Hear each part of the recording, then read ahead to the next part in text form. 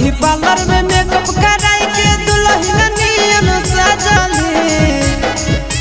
हे गे beauty parlour में मेकअप कराई के दुल्हन नियन सजली। लगाई के फेयर लभली हमर पगली कहाँ चलली। लगाई के फेयर लभली हमर पगली कहाँ चलली। थपड़ी अब बजाई हो ढेर दिन मजा मरली। थपड़ी अब बजाई हो ढेर दिन मजा मरली। लगाई के फेयर लभली हम तो भतारा घर चलली। लगाई के फेयर लभली हम तो पियावा घर चलली।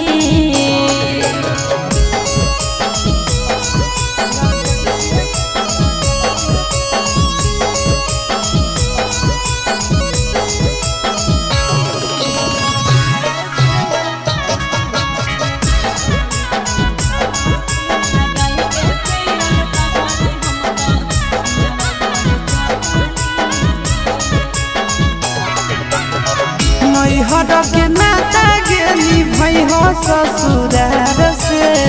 100 दिन भतार के गे कदिन यार के। सुन मजा ले ले जेतना लिखल हलो तोर भाग में। अब तो मजा लेबे हम भतरे के साथ में।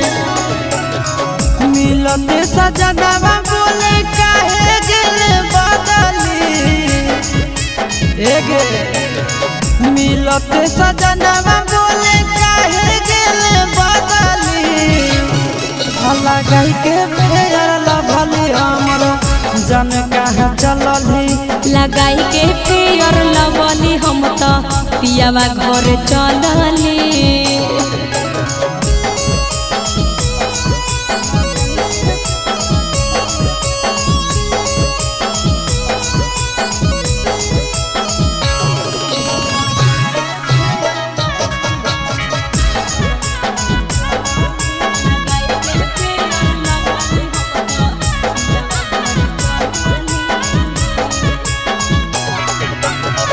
जहिनी तोरा के महल नई हर से ससुरा।